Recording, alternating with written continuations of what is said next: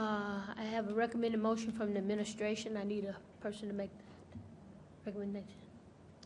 I move to approve the revision of Board Policy GBRL. Second.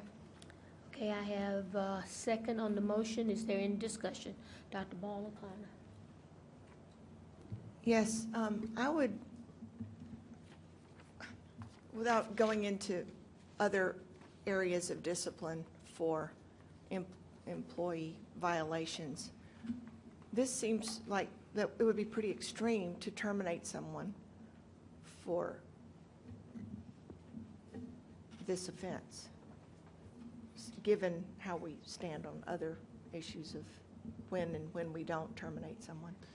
You know, I think it would depend on the circumstance. I agree with you. Just an isolated event, it's possible we would view it and look at it, and it could be a written reprimand. But it is possible if it's a repeat offense or something very egregious, Okay. that it could lead to termination. So what this policy does, it gives the flexibility up to termination. But again, we use progressive discipline in the school district, best practice. So we will start with trying to support that employee and work from there.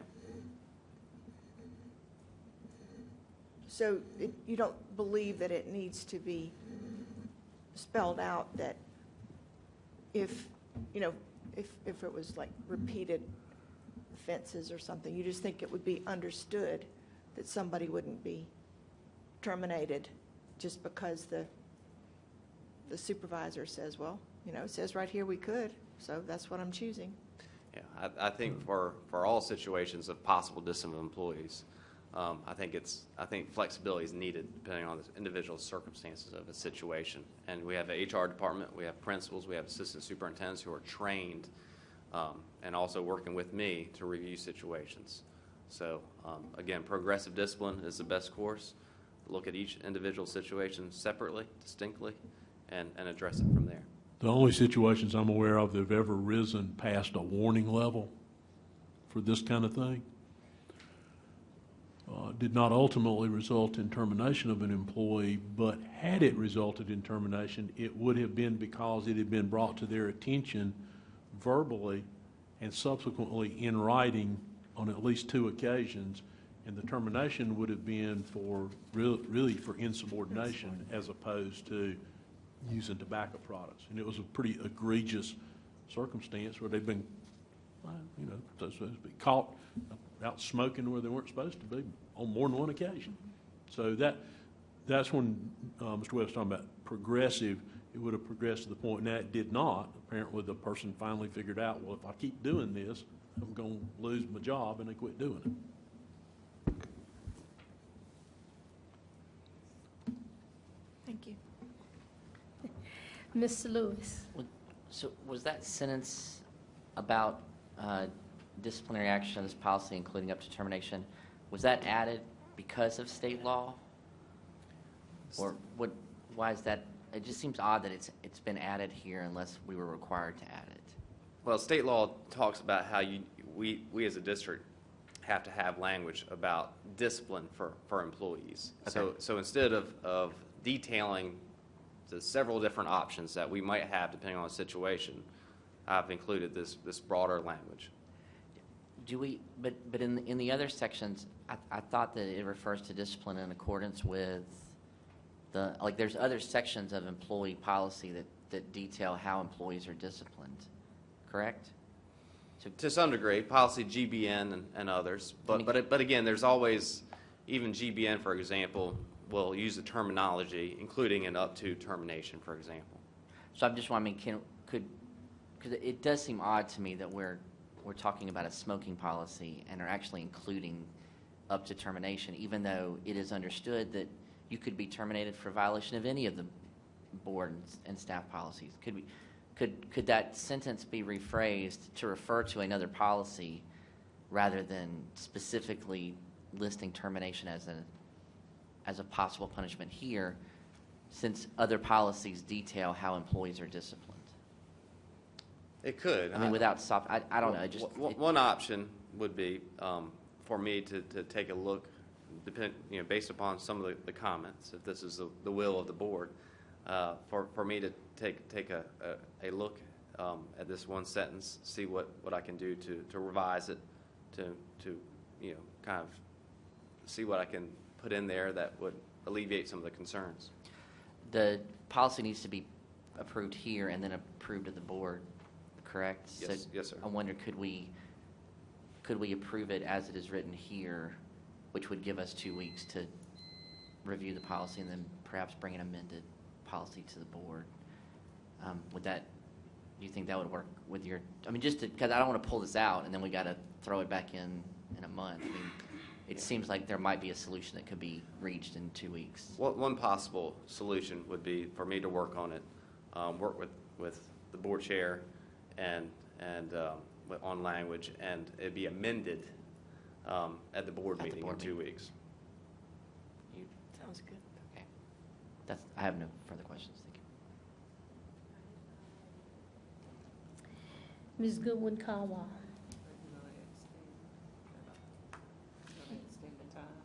Oh, I'm sorry. Without any objection, I would like to extend the time for 15 minutes. I have, yes, I do. We'll see.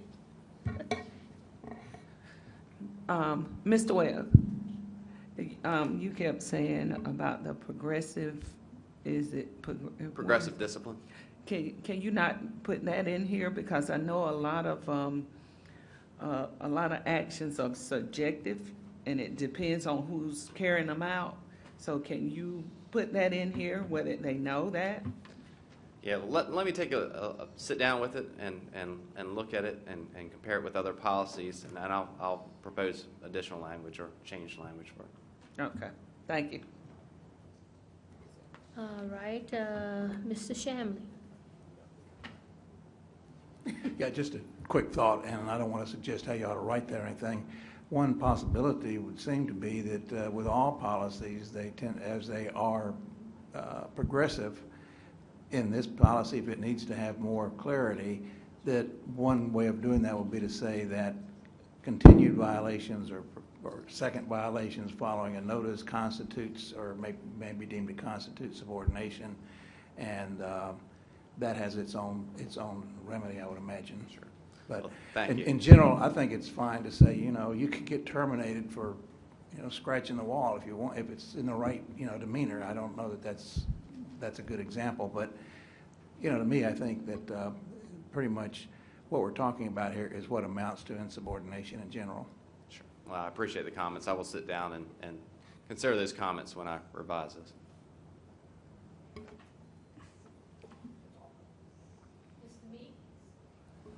Yes, ma'am.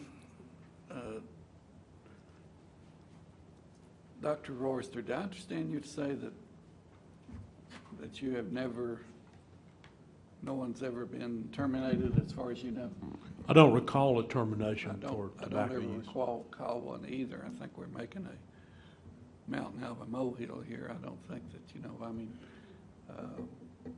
I guarantee you we have employees that are smoking on school property, and we don't know about it. Some I have seen, some, it's not I'm not the tobacco police, so I'm not going to rat on people about that, but as long as we're very discreet about it. I know it's a violation, and like a lot of things. So what my suggestion would be, instead of voting on this today, I'd rather do a substitute motion and just send it up to the full board without a recommendation on it, than see what Mr. Webb comes with on the board policy, and instead of trying to amend the policy at that time. So with that in mind, I'll make a substitute motion that we refer this to the full board without a recommendation. Second. Madam Chair. Okay, we have a substitute motion. Did I get a second on that? Okay, substitute motion, second, discussion. Yes, I just have a question. I can't quite understand the purpose of that. So is it that this means any suggested modifications that Mr. Webb has heard and would like to make, we are supposed to substitute now?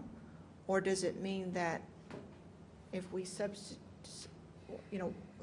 if we send it forward without a recommendation, then what happens? Are we still able to pass something at the board meeting? Is that how that would work? Okay. And we need the substitute because there's already a motion on the floor to approve that has been moved. Okay. Now I'm not an understand. expert, but. Any other discussion on the substitute motion? I just want to hear Mr. Lewis. Mr. Webb agree with what was just said there, because Sure. It is my understanding, based upon the substitute motion, that this, if passed, would go to the board in 2 weeks, and instead of having an amendment on the floor at that time, I would present what language I have crafted at that point. and it's your understanding that if that is passed at the board meeting, that it would be the same as it coming up through the cow and getting That's correct. amended? Okay, thank you. Mr. Southern. Mr. Meeks, would you repeat your substitute motion? Make a motion that we, do you have it down, Sherry? Okay. Could let Sherry read Miss it, I don't remember per word. Sherry, would you? To refer it to the full board without recommendation.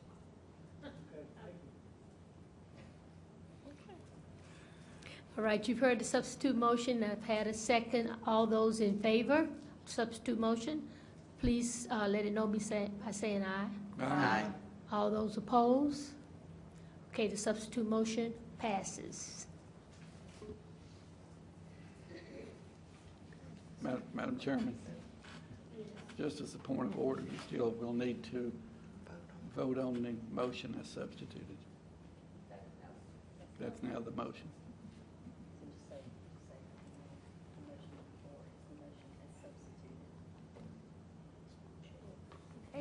Thank you for everybody's advice. The substitute motion will now take precedence over the motion to approve the revision of board policy GBRL. All those in favor? Discussion? Mr. Southern? Out of curiosity, Mr. Webb, the first sentence says use of tobacco, but we marked through for both the smoker and the non-smoker. Why don't we mark through the non-smoker? Is that no longer considered to be a hazard or something else? Just curiosity. I believe that from my review of this policy, that language was not necessarily needed, that it presents a health hazard, period, and that was sufficient. Okay, thank you.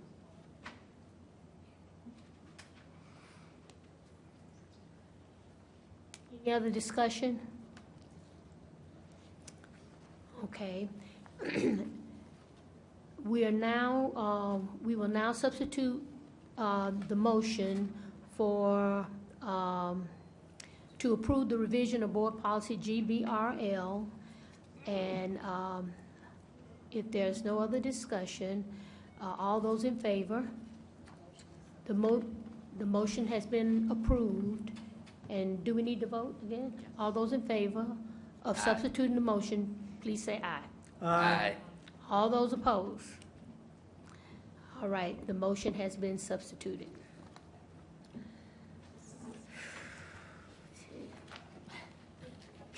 You're doing good, Ms. Morrison. No. All right, section 3.03. Revision of board policy JCDA. Mr. Webb. And I've already touched on this a few minutes ago in responding to a question and also my introduction. But again, this behavior code is not being changed at all in substance. All this is being clarified as it pertains to tobacco products and alternative nicotine products. Vaporizers and electronic cigarettes were already prohibited at schools, and the discipline remains the same as a level 2 offense, so no changes.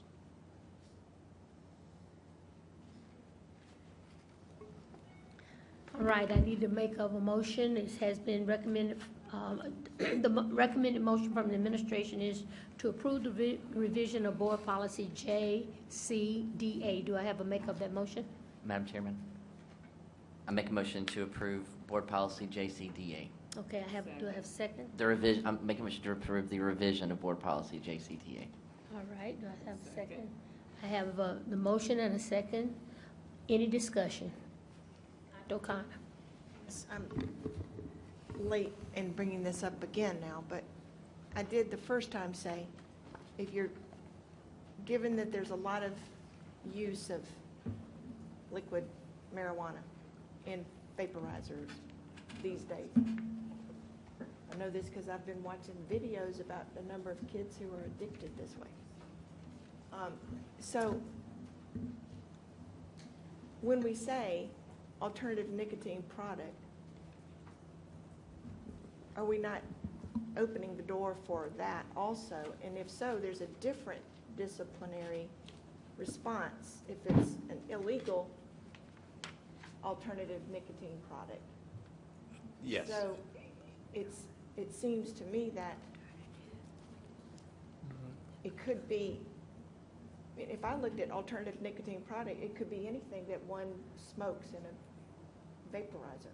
But Yes, until and unless it becomes an illegal substance, and then it's treated as an illegal substance, which has a higher level of consequence. okay, So the drug policy, so to speak, then kicks in. so is there a notation or something that might be made on these to say, if it's an illegal alternative nicotine product, see policy blank, or something? I guess my view would be, not it would be similar to a cigarette. If you had an illegal substance rolled into a cigarette wrapper, the consequences would be different than just the apparent smoking of cigarettes. And again, this has come up in the past as far as enforcement at the school level. And if we have knowledge and we investigate and we find that marijuana or some sort of controlled substance is actually in that vaporizer, in that electronic cigarette, then consequences are then based upon that controlled illegal substance. It wouldn't be different from any of a number of currently illegal drugs that have been illegal for a number of years, that one method by which someone might consume it would be smoking it. And that wouldn't be just marijuana. There are a number of drugs. We've not had an issue with people drawing a distinction there. I don't see that this would be an issue. I think our folks very clearly understand that whether it be marijuana or crack cocaine or whatever it is, the fact that you're smoking it doesn't make it an alternative to tobacco. It makes it the use of an illegal drug. So I don't think that would be confusing to them. Hasn't been with the other things.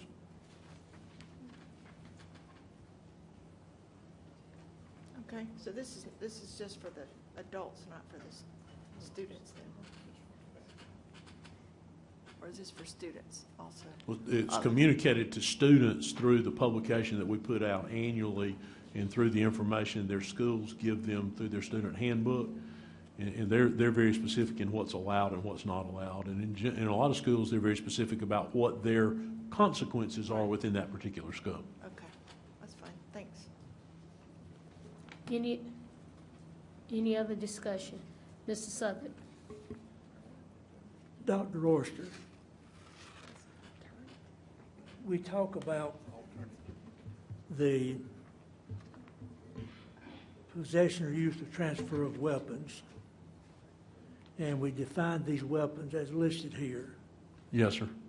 And it's got to be a projectile through the energy of an explosion. We've had situations where elementary students have brought a toy to school, and they've been recommended for expulsion. Or is that still in effect? No, sir. I don't think we've had a situation where we've had an elementary school student bring a toy to school. We have had students at the middle and occasionally at the high school level who have brought an item to school that, from me to you, looking at this distance or even closer, you could not tell the difference between that and an actual firearm. and they have been disciplined in accord with the discipline code for a firearm because they presented something as if it were a firearm. I think a lot of times the way you describe it, I picture, like an elementary child with a water gun. That doesn't fit in that definition. A weapon under the law is listed very specifically as these things, and it lists them out. And then the very last line it says, or anything that is used as a weapon. And so our policy mirrors that language in a lot of respects. But we have not had an issue where to my knowledge, an elementary student, Mr. Owen sitting out there, has ever been recommended for expulsion for possessing a toy gun, so to speak.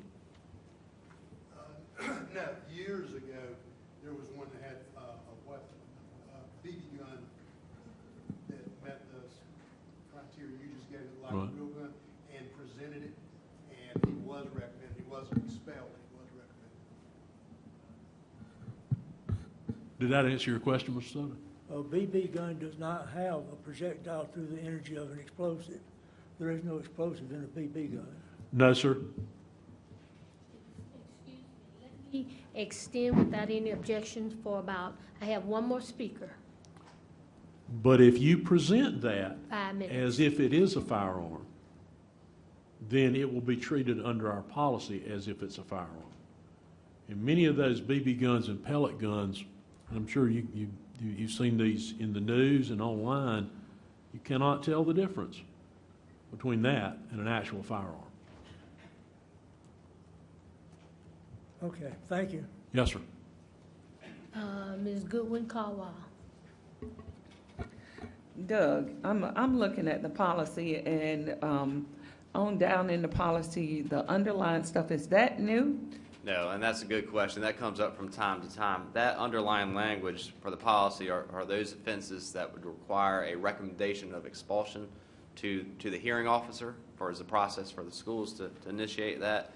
That language has always been underlined for that purpose, so that is not new. That's Okay. I try to highlight. I'm not sure if it came through on board docs. Yeah. The actual new language, and that is Right. just those 3 or 4 words would under level 2 for smoking and alternative nicotine products is the only Okay. change. Okay, thank you. All right, I have a motion on the floor and a second. That motion was coming from administration to approve the revision of board policy JCDA. And if there's no more discussion, all those in favor of approving the revision of board policy JCDA, please let it known by saying aye. Aye.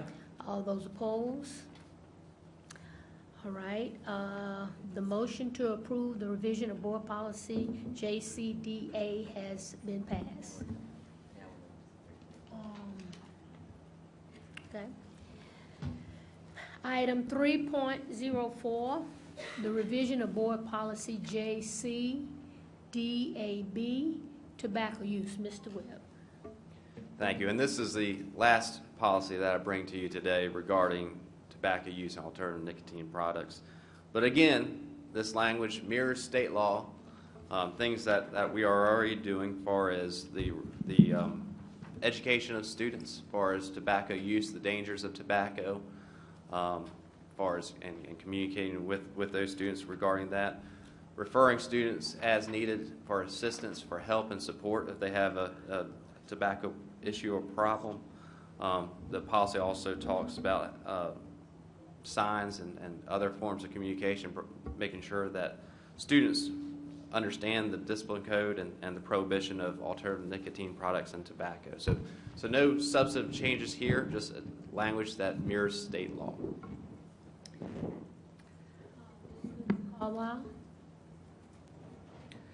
Doug, the part that you have scratched out,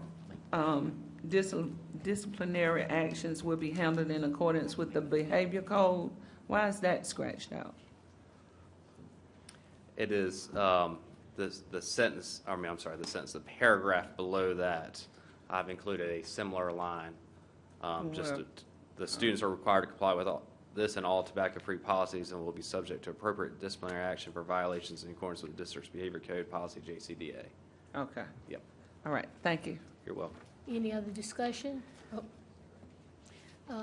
Ms. Wells?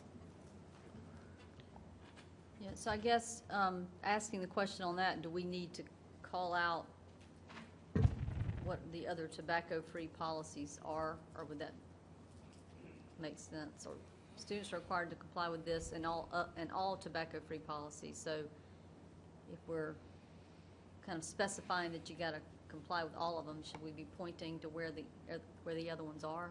And typically what I would do at the bottom of this policy is put a reference to EB and JCDA. Okay, so as reference, okay. Yep. And then, so we've got the district and school personnel will enforce this policy. So when we say the district, is the district administration? I mean, how do you differentiate between the district and school personnel? School level personnel, is that what you mean? I think the district collectively and then school level personnel. Okay, thank you. Mr. Southern? Dr. Lorster, Yes, sir. have we suspended our students for possessing tobacco products in school? Yes, I'm certain we have. Yes, sir. If we do that, do all schools have the same policy or the same disciplinary position on that? If I'm caught either smoking or have possession of cigarettes, then I'm going to be reprimanded or suspended or whatever? I would not imagine they're reprimanded, but I would imagine there may be some variance from school to school. And there certainly would be variance between a first and second and third offense. And also we have to bear in mind that now, unlike a number of years ago, we actually have a requirement, I believe, to report to law enforcement if they're under 18 years of age and they possess tobacco. And then the officer in their discretion may or may not give them I believe it's done through a ticket. Because it's against the law. And we were compelled by a change in the statute, maybe 3-4 years ago, Mr. Webb, I believe that's correct. to make that report to law enforcement. So they face some criminal penalty in addition to whatever discipline they might face if they are underage, i.e. less than 18. I just don't think students are aware if I possess a pack of cigarettes, that I'm automatically going to be disciplined. And I may be wrong in that. They're certainly all informed of that annually. Now, you know, is somebody actively going out and looking for somebody to see if they got a pack of cigarettes? I doubt that's probably happening. They're getting caught when they're using the pack of cigarettes for the most part, unless some other student comes and So there's says no so and difference so. between possessing and using. Not in tobacco. I don't think there's any distinction between possession and use. Now, there could be a distinction, you know, with other illegal drugs. There's a distinction between possession and distribution. If I'm caught smoking in the bathroom and if a pack of cigarettes fall in my pocket, it's the same thing, same problem, same discipline. Yes, sir. In fact, I would look at that and consider it the same incident. I wouldn't discipline you for both smoking and having a pack of cigarettes. I'd discipline you for both things. Now, on the other hand, if you're in there smoking and a pack of cigarettes falls out of Mr. Webb's pocket, you get disciplined for smoking, and he gets disciplined for having a pack of cigarettes, even though he might not have been actually smoking it. If that makes sense. I was just thinking we have the same discipline for whether I'm either possessing or either I'm or smoking. Yes, sir. With tobacco, yes, sir. It should be the same, and that should be consistent within the school, that they treat you the same way. Everybody on their first offense the same way, whether they possess it or whether they're actually using it. They don't draw a distinction between one's worse than the other, so to speak. When the schools put out this information to students, how do they do that? We send it in writing to every household in the county, every household of parents of students in the school district throughout the county. And then schools provide a handbook to all their students, and they have some method of recording that they've received that handbook and are aware they're responsible for its contents. Yeah, I'd like to see the handbooks and see what they say in here about possession as averse to consumption. Now, are you asking for a particular handbook, or are you No. asking one from every school? Not every school. Just a sample? Let's say we got 14 high schools, 3 of them. Okay, we'll get that for you. And then I believe you already get a copy of the district one that we send out, but we'll make sure you have a copy I'll of that look as at well. that too. Yes, sir. Thank you, that's all I have. Mr. Lewis, Madam Chairman, I make a motion to approve the revision of Board Policy JCDAB. I have a motion and a second on the floor. Any discussion? All those in favor of the approval or revision of Board Policy JCDAB, please let know by saying aye. Aye. Oppose? Okay. Board Policy JCDAB has been approved.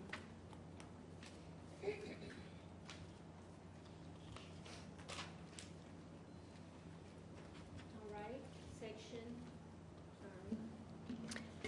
Section 3.05, I believe. Yes. School safety and security. Dr. Royster, would you like to open this up? Simply to say that as with those other policies, the changes to this are those being compelled by statute. In every case, every one of these additions that Mr. Webb has made to the recommended policy, we already have that in place, and in most cases, in a manner that exceeds the requirement. What you find here in the policy is the state's requirement. To give you an example, there's something in there about active intruder drills, and the state statute requires 2. We currently require 4. And at some point in time, we may decide that a number greater than 4 might be necessary. So we want to keep all the specifics within our emergency plan, but make sure that we've addressed in the policy the things that are required by state statute, knowing that we have for years and will continue to be, I believe, at the forefront of ensuring that our schools and our students, our faculty are safe and secure. So we're going to go well beyond what the state mandates as a minimum, but this is to ensure that our policy complies with the state minimum requirements. So you'll see many things in there, and you'll say, well, we do more than that. That's true. We do much more than what's in here. Mr. Webb? And just to add on that, and Dr. Royster is correct, the language regarding drills and other languages is certainly consistent with state law. I will say that when I was looking at these policies, and I purposely reviewed those to look at school safety, because I know it was such a top priority for the school district and practice, and as well for the board. So I thought it was important for us to update, and for the board to update language regarding school safety and school security. So what I did with these 3 policies, and 2 are outdated, the other 2 that I will ask you in a minute to delete. The idea is to form one policy, a comprehensive policy that addresses school safety and security, which, as you can see in the policy at the end, has language regarding an administrative rule to accompany it. As Dr. Royster said, we have a lot of practices and procedures, detailed procedures and practices that we're going to elaborate on in an administrative rule to accompany this policy. So with most board policies, I want to keep this broad but with some detail, and that's what we've done here as far as the drills that are required by state law. There's also the paragraph before the language regarding the drills talking about how school safety and security is such a top priority and of utmost importance for the school district. Also talks about how the school district will collaborate with law enforcement and other public safety agencies for student safety, school safety, and that we have emergency plans and we are prepared and we work tirelessly to update those to make sure schools are prepared for emergencies. Schools inspect their facilities. We have a great facilities department that will work to keep facilities safe and up to date. So this policy touches on all those topics, but somewhat broadly. But the administrative rule, which obviously will be sent to you once it's finalized and after this policy is hopefully passed, will go into greater detail. Mr. Lewis? So, Madam Chairman, I'm happy to make the motion to put the item on the floor, but I do have some questions, if you could Okay. come back to me, please. So I'd like to make the motion to approve the revision of Board Policy EBB. Do I have a second? Second. All right.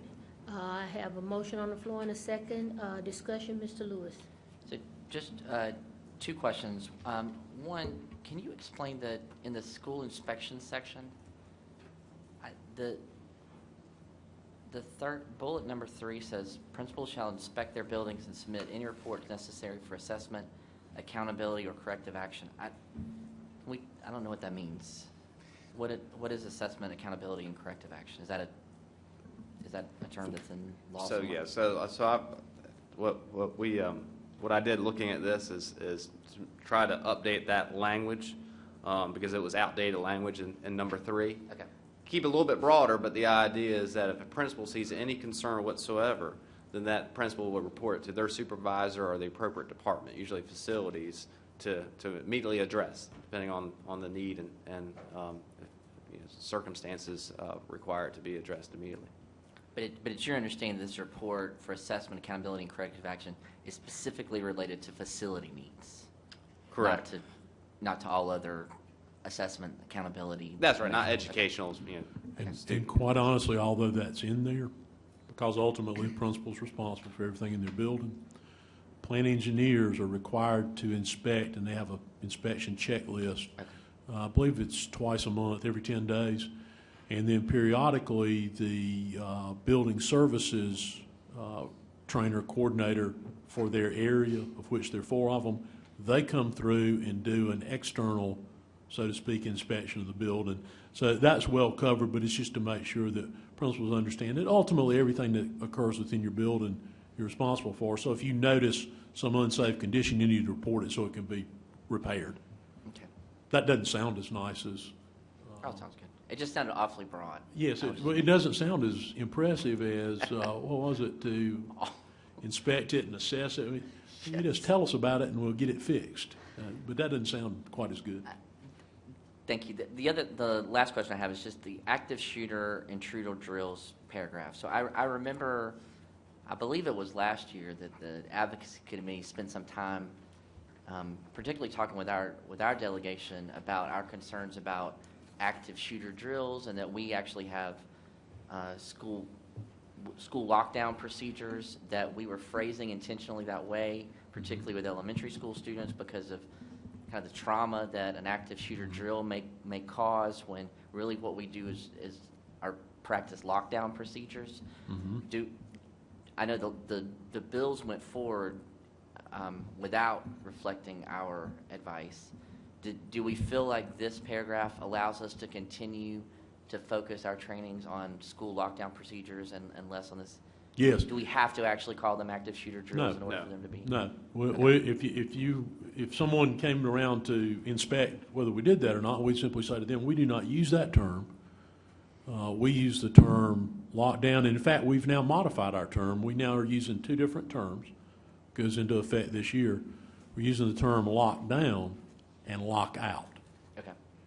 And during the principal's operational meeting, those were explained to them, and training's going on about that. But basically, the difference being in a lockdown, everybody's locked in their room. You go to a wall, you stay out of sight, you turn the light off, as if you're not at home.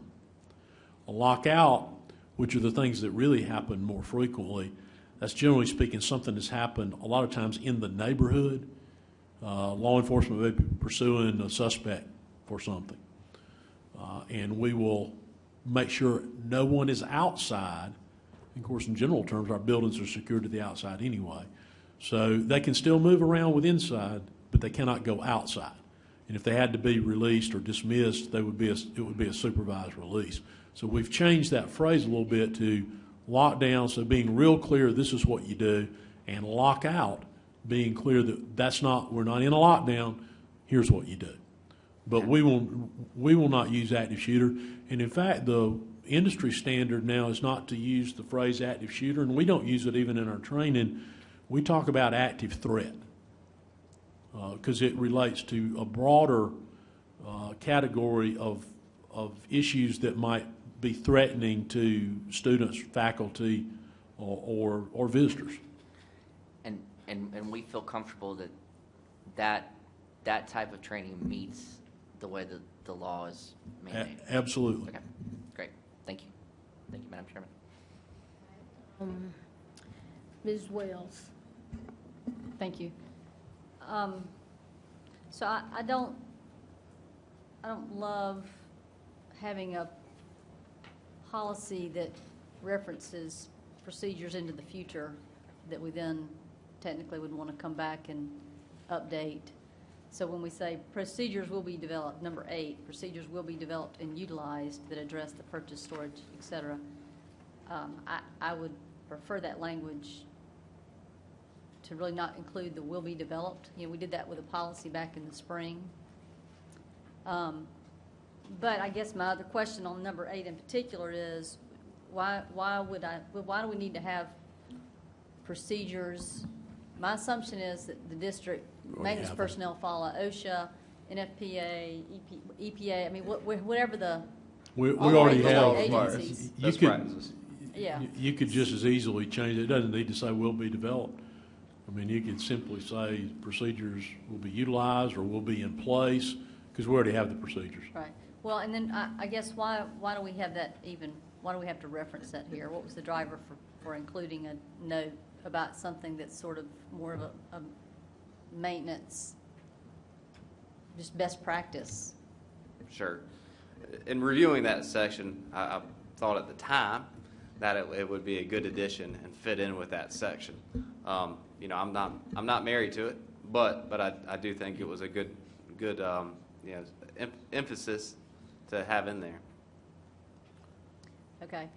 And then, so we've got number 6 that says all employees, including the district's maintenance department, shall be constantly on the alert for unsafe conditions. And then the last paragraph, or the paragraph after that, following that, says all district employees are expected to follow safe work practices and must report unsafe conditions. So it seems like there's some kind of just redundancy in that part of the policy. So is there a specific reason why we sort of say everyone should be on alert for unsafe conditions as a number 6, and then in the paragraph also say everyone must report unsafe conditions? Or Yeah, and again, it could be interpreted duplicative, and that is certainly up for discussion. However, I did look at school inspections more of the idea of more maintenance kind of concept for unsafe conditions, whereas the next paragraph I had in my mind, at least, that it would be sort of just broader school safety unsafe conditions, prop doors, things of that nature that obviously we have strict prohibitions of. Okay.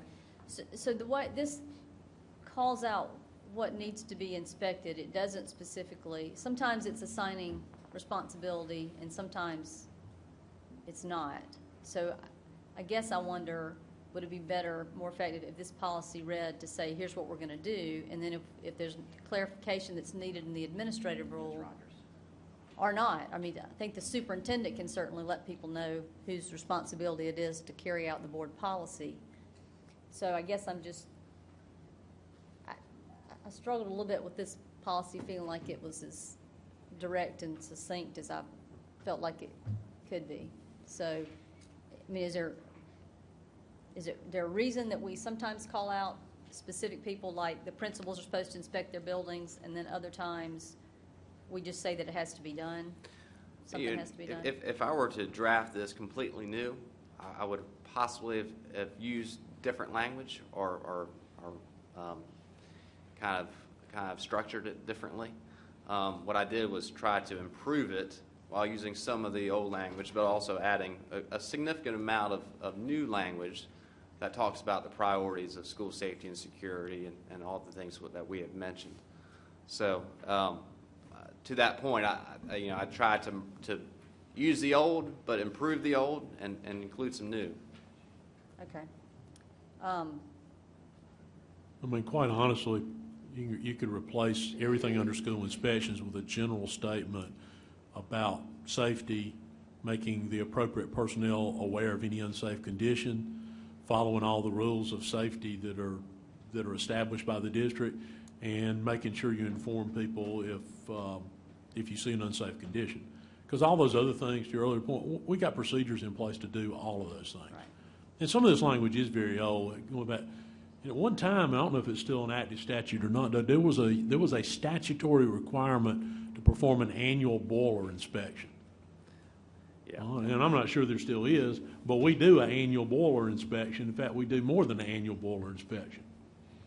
So the procedures and processes are already in place, whether they're not necessarily even in administrative rule, but they're within the procedures within our maintenance department, for the most part.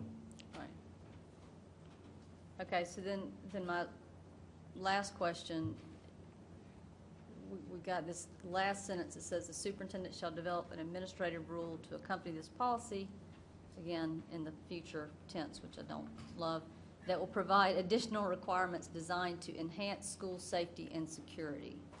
So give me some context for what additional requirements would be put in administrative rule, because that sort of opens it up. That's not saying in alignment with what the policy, with what the board's got specified in this policy. It's saying, Well, I will say all administrative rules will align with policy. They cannot be in conflict with policy.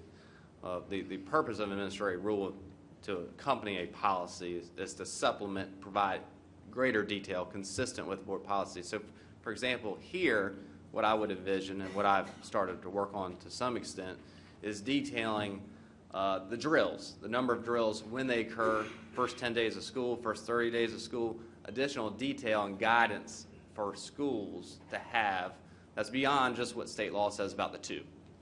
okay. So then what you use the word guidance. So what you're really saying is when you say additional requirements, you mean really additional guidance or more detailed Well, no, there would be guidance? requirements from the district that they have 4, 5, 6, 7 drills, for example.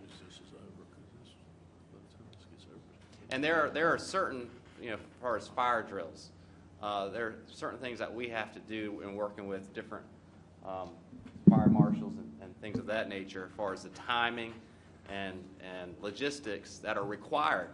That obviously they're not in board policy. So a rule would be a good place for them. Okay. Most of the things related to student and faculty and facility safety and security, we're going to put in our emergency plan as opposed to an administrative rule. It has the same effect as an administrative rule, but that's where we would record those things. You know, the way I view this is sort of, you have the policy here, which is broader. You have a rule that will expand a little bit about that, and then you have the actual plan, which is very, very detailed. Right. Okay. If this passes through the committee of the whole, I would like to offer some suggestions that maybe would bring as an amendment for the, I'm not going to sit here and try to wordsmith it and offer all that, but I might bring something to the boardroom if it passes out of committee. So, thank you. Without objection, I would like to extend for 8 minutes. I have 2 additional speakers. Mr. Meeks. Short and sweet. We have those 4 safety, I don't know what they're called. Security specialists? Yes, sir. Security specialists. they're going to be involved with all this, I'm assuming, with the inspections and whatever that's going on. Yes, sir. They inspect, while we have the custodial and building services specialists who inspect facilities, generally speaking, for maintenance, cleanliness, and for unsafe conditions. Those security specialists go around and perform the same function, but they're focused on safety and security. Yes, sir. Okay. And they've done an assessment of every school. They conducted that last year, and then they periodically go back and do the schools in their area. And I believe last year, Mr. Owens, if I remember correctly, they all four went to every school as a group, no matter the area. Is that right? The security specialists? That again, the year that way builds consistency, but they didn't all four go to every school. So they did that for some number of schools to ensure consistency, much like we've done with the building services specialists. Yes. Okay. Yes, sir. And are all four of those former law enforcement? Yes, sir. Have you- 3 of the 4 retired, and the 4th one, although not retired, has significant law enforcement experience. Okay. Do they carry weapons? I'd rather address that in executive session. Okay. Remind me to ask you. I will. Thank you. Thank you. Yes, sir. Mr. Southern? Dr. Royster, why do we have active shooter and intruder? My question is, why do we put intruder in there? And Mr. Sutherland, I will take that, Okay. that question if I may. By statute, that is the verbiage, the terminology that's used and requires school districts to have those drills. But again, I do want to clarify that what we do as a school district, and no matter what we call them, they qualify and meet the state law as far as what we do as far as active shooter and intruders drills. We identify 2 active shooter drills, but yet above it, we have an intruder drill.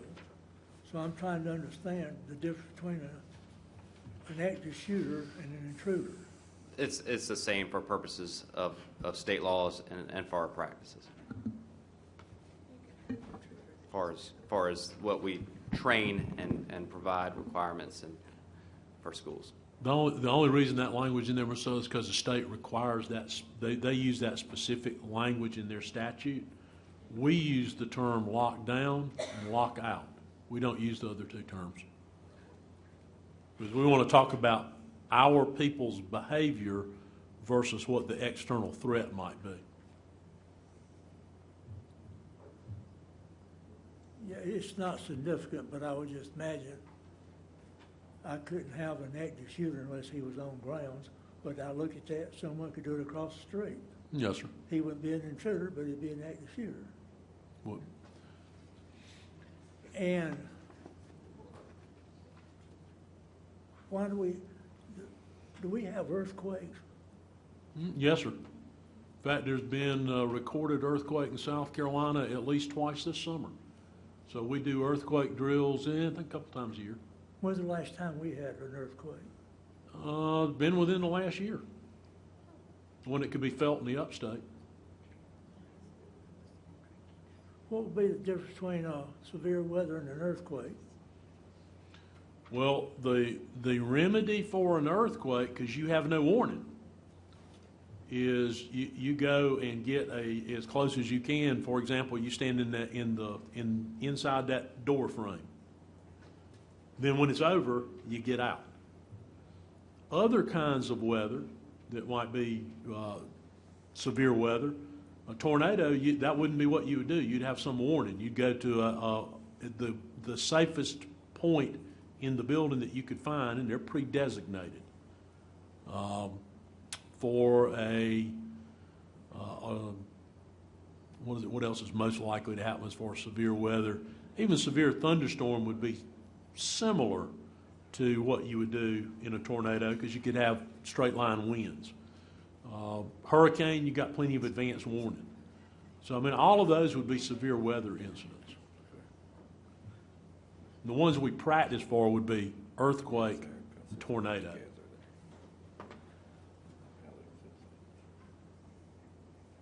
So I will assume there's gonna be different procedures if it's gonna be a severe weather, or in a different procedure if it's gonna be an earthquake. Yes, sir, they are somewhat different. Okay, interesting. Mr. Webb, it says in number 5 here, all fire extinguishers shall be inspected monthly and serviced by the district annually. So anybody in the district can inspect fire extinguishers. No, sir. To my knowledge, that we have designated employees who will inspect extinguishers. Done by the plant engineers at the location.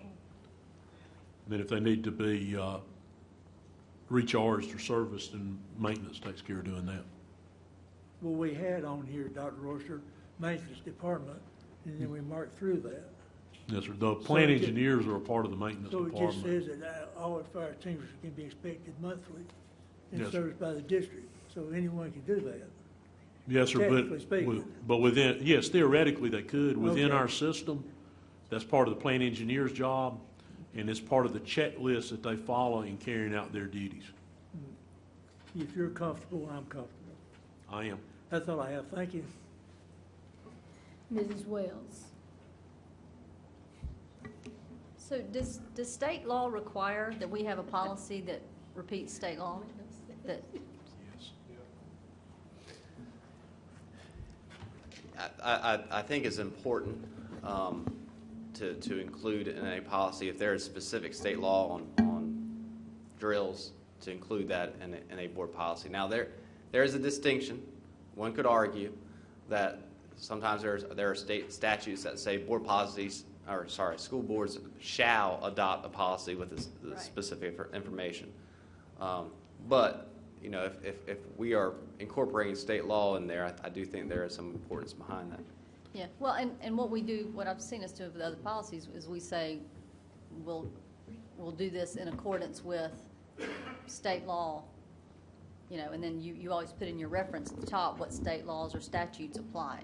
So I'm just curious that, you know, we have a lot of that here. And then, is there a driver, so in each one of these paragraphs, you say, you know, the administrative rule,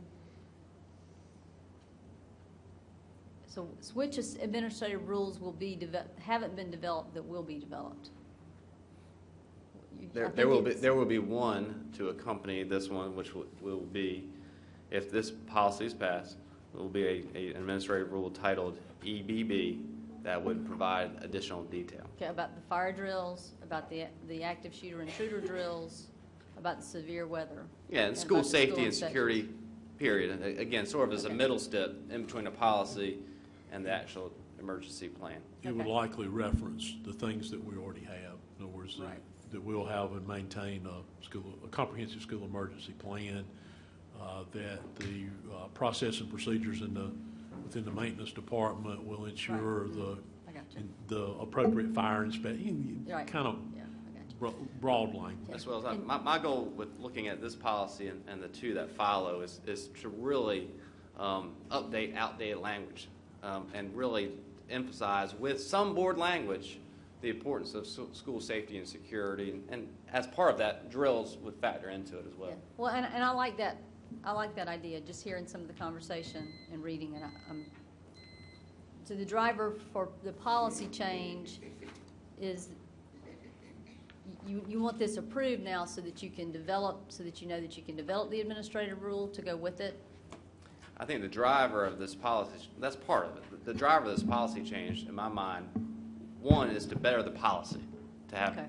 newer language, to really kind of renew our commitment in board policy language regarding school safety, because this was outdated and needed some revision. And two, to kind of to go in that other direction with the administrative rule. That's correct. Okay, and I feel like it still needs some more work, so I'm not going to vote for it, but I'll try my best to work with you in the interim. Sounds good. Okay, we have a motion on the floor and a second to approve the revision of board Question, policy please. E. Question? Oh, I'm sorry, Mr. Southern. No, I just now thought of it. Oh. Mr. Southern, you have the floor. Won't take but a second. Dr. Royster, each principal has 3 drills a semester. 3 different drills a semester. No, they have more, could very well have more than that. As a minimum, they've got to have a fire drill, an active shooter drill, and a severe weather drill. At a minimum. Yeah, But- yes, sir, but to get all, for example, to get the 4 lockdown, lockout drills, that they'd have to do more than one a semester. Well, For one of the semesters, they'd have to do more than one. my question I have is, do they report to you? Yes, sir. How do they report that? They now report through those security specialists that we were talking about earlier. They track the dates and times of their drills, and in fact, on their lockdown, lockout drills, they are moving to a system where they actually go and observe one of them. It's not always possible for them to observe all 4 of them, but they will go and observe one of them. Is there anything in writing? Yes, sir. And is that given to you? No, Mr. Owens gets a report, and if there were exceptions to that report, he would let us know. All right. How He does, may want to speak to that. Software package you bought a few years ago, Safe Plans, ERIP, has a place to record all drills. The safety specialist can go in at any time. They monitor those, and if a school's not in compliance with anything that's required by the district, they address it through the principal. I'm just looking for evidence that each school did those 3 drills as a minimum each semester. It's in that system. We have written documentation of when they did it. If they fail to do it, then it's addressed with All right, them. so I assume that they did that to whomever they did, not verbally, but in writing. Yes, sir, it's Well, in writing. So is there something I can see what that writing is done on? I'm not exactly sure what you're asking. I'm just, I'm simply. You want to see a sample I'm of, simply asking, we got proof. Yes, that sir. You got proof, Yes, sir. that each school had 3 drills. yes, each sir, semester. within the ERIP system, there is a written record of that. I'm not positive. I'm pretty sure a page could be printed from the system. We'll figure out some way to show you a sample of Yeah, that. there's got to be something that the principal will give to someone. He can't do it verbally. Or if he can't do it verbally, then the one who's on school grounds, whether it be one of the officers, then they can report it. I'm just trying to understand how we have proof that that is being done. They report it to the safety and security specialist, and it's also recorded in that ERIP system. Okay, I'd just like to know how it's reported. Yes, sir. Thank you, that's all I have. Any other discussion before we vote? All right, I have a motion and a second on the floor to approve the revision of board policy EBB. All those in favor, let it be known by saying aye. Aye. All opposed? The motion to approve the revision of board policy EBB pass. Next item, item 3.06, deletion of board policy EBCA. Mr. Webb. Thank you. As I mentioned a few minutes ago now, that the purpose behind EBB is to update that policy and to have a comprehensive policy on school safety and security. This policy, EBCA, and the next one, EBC, were both dated. They have not been updated since 1980, and certainly can be incorporated, from my perspective and my recommendation, into policy EBB and the administrative rule that would accompany that. So one deals with vandalism, which obviously would fall within school security and safety, and the other one's actually security. So again, EBB would cover those two. Any discussion? Mr. Southern. Motion to approve the deletion of board policy EBCA. Do you have a second? Second. All right, discussion, Ms. Wells. I beat her to it. Okay, it has been moved and second that we approve the deletion of board policy EBCA. Are you prepared to vote? All those in favor? Opposed? The approval of deletion of board policy EBCA has passed. our last policy. Item 3.07, the deletion of board policy EBC. Mr. Webb. And the same comments apply to this one. EBC is that this one's outdated, would be duplicative with the additions to EBB, and I recommend that it be deleted.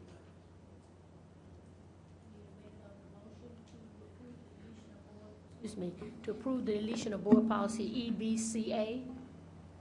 Madam Chairman, I move to approve the deletion of board policy EBCA. Second? I need a Second. second. Okay, I have a motion and a second on the floor. All those in favor? EBC, I'm sorry, EBC. Second. Okay.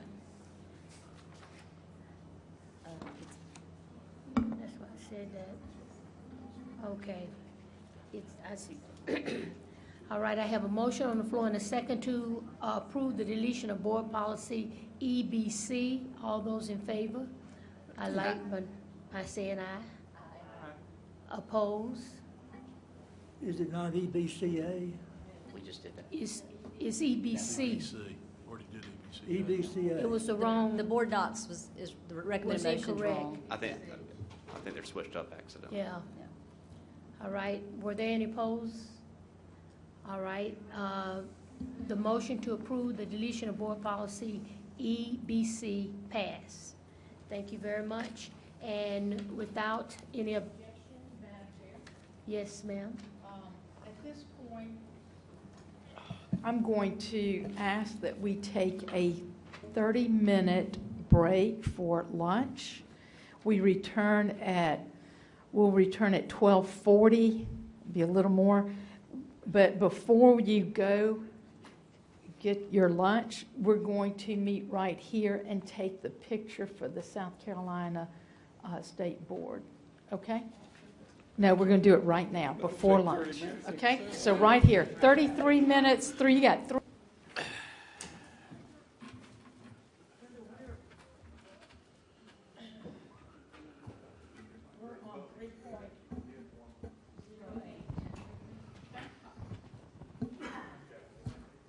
Okay, is everybody here? Ladies and gentlemen, item 3.08, Blueprint 2023, Student Achievement Performance Goal, School Choice. Dr. Royster, I will turn it over to you to... Thank you, Ms. Morrison Fair. You'll recall that last year we had an area that we did not have a measurable goal in our strategic plan in Goal 1, Performance Goal 8, increase in school choice options. And we started looking at that. What would be perhaps an appropriate goal there? Well, the more we looked at that, the more information we gathered about it led me to believe that we may be operating under some assumptions that might not actually be correct. So we want to share with you some of the information, certainly not all of it, because today would just not be the appropriate time or amount of time to do that. We want to share with you some of the information about choice and options to set the stage for, it's our intent to set a workshop date for you all to go further into this so that not only can you hear this, you can see it. In other words, you can go see the maps, you can see where we've plotted where every student resides that attends a magnet school, where every student resides that wishes to attend a magnet school but isn't, and to see where there are opportunities for space available and where there are not, and where there are decisions that have been made within our own strategic plan that by implementing those decisions, it further narrows the opportunity for choice. So today is really setting the stage for that, not our intent to engage you all in a lot of discourse over it or a lot of discussion about it. Certainly if you want to discuss it, that's fine. But our idea is to share with you some information so you understand why we're saying to you, we need a workshop to do this, to reach a consensus of what choice looks like moving forward. So Mr. Davey is going to share with you some of those facts and circumstances that we believe contribute to the idea that we need to spend a little more time on this and reach some sort of consensus from the board as to how to move forward with it. So, Mr. Davey? Thank you, Dr. Worcester. Good afternoon, everybody. Afternoon. Howdy. Okay, I think we're on now. Good afternoon, everyone. Thank you, Dr. Worcester. As Dr. Worcester's mentioned, I'm going to share a little bit about Performance Goal 8 of Goal 1 to increase school choice options. The current performance goal language is there in front of you to increase school choice options across the district as evidenced by an increase in the number of choice applications to under-enrolled schools. And again, while there is broad consensus among the board and stakeholders that choice programs are positive for Greenville County schools, there are concerns about the practicality and feasibility of the goal as it is currently written. So some options that we're putting before you today, either to modify the performance goal or to replace the performance goal. And the recommendation from the administration, as Dr. Worcester has already mentioned, is to hold a board workshop to explore the opportunities and constraints in depth to develop consensus leading to a revised performance goal. Again, I've already mentioned to you the wording as it's currently in Blueprint 2023. There's also some action plan statements there that I want to make sure I put before you that actually go along with Performance Goal 8, but they don't necessarily align to that performance goal, and you see those in front of you as well. To increase school course offerings aligned with the career clusters and to support high school career clusters by aligning K-8 career focus programs. This is just some statistics for you that Ms. Farley and her staff have pulled for us. You can see the schools that have the biggest or the largest wait list. I'll just let you take a moment to look at those, and those are among our magnet elementary schools. And also the figures you see for the non-magnet elementary schools are there if a school had a wait list of more than 20 students. So this represents all those schools.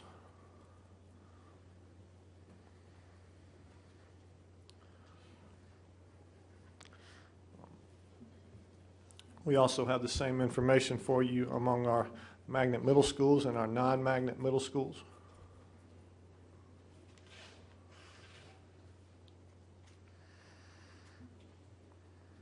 And then this is the information pulled for the high schools, both magnet and non-magnet. Again, with the disclaimer that this is only those that have wait lists of more than 20.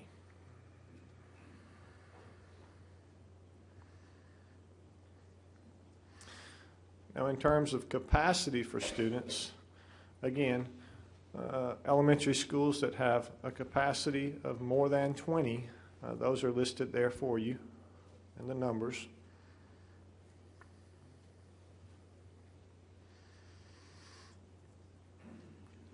And again, capacity numbers for middle schools and high schools.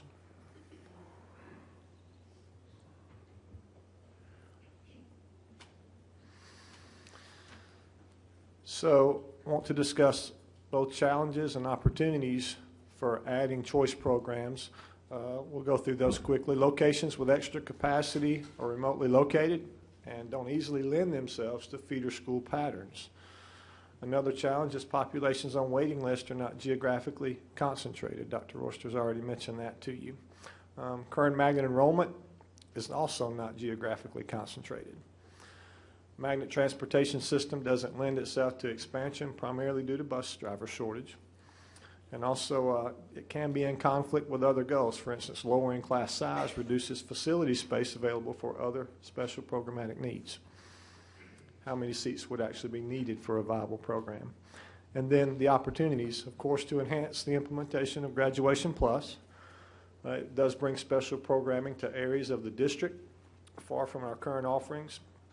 Duplicates successful programs and launches new innovative programs that relieves pressure at schools at or near capacity and attracts students to schools that are under capacity, and of course it increases community pride. So that's the end of our short presentation. Of course, Ms. Farley is here representing her staff. We'll be happy to answer any questions you have, but I'll turn it back over to you, Dr. Worcester. I think if you'll advance one more, you'll see the next steps. Okay. Yes, sir. which are to schedule a board workshop, and the conclusion of that to study data, to refine the vision, to reach consensus around expansion of choice or not, develop new strategic plan performance goal and associated targets, and then adoption by the board. So what you really are seeing is our reasoning and our thinking behind this very last slide, which are the next steps. And we certainly answer any question about that. We're not really prepared to go in depth with the information because that was not the intent of our presentation today. Thank you so much, Mr. Davey and Dr. Royster. Ms. Goodwin Caldwell, excuse me, Caldwell. Mr. Davey, Yes, ma'am. in looking at the capacity on some of these schools, can you tell me, or Dr. Royster probably can tell me, Dr. Royster, I'm looking at J.L. Mann. Who made the decision to put the new tech program at J.L. Mann? Because there's an overcapacity. The administration made that decision. And at the time J.L. Mann was, that decision was made, it was, it may or may not have been over enrolled. It was made just prior to the 400-seat addition being placed there. Mm-hmm. And it was intended as an enhancement to the science and math magnet. And it's not a whole school new tech. The whole school new tech is at Carolina High School. But I know that it's, if I'm looking at the numbers, that J.L. Mann is the only magnet school that has a big wait list. This year, yes, ma'am, because that area has grown so much. Well, and I'm thinking about Southside, with Southside just being under capacity. I mean, they don't have, that's a huge school and not a whole lot of students. I'm hearing that they have 100 less students this year, and they already only had 700 students. What is the capacity of Southside? Well, we don't have that. We don't have that count. Ms. Varley can answer for you what the capacity is. I mean, we don't have the start of the year count. Yeah. We'll know how many have asked to go out. Some have registered. Some have not. We don't really have a firm count on that, obviously, until school starts. But we're not showing a significant number of seats available there. And of course, as you know, there's a magnet there, and we're trying to attract students into that magnet, of which there's no one on the waiting list now. So, can I get that information? Mm-hmm. And those are the Okay. kinds of things we're going to go into detail about during this workshop. Okay.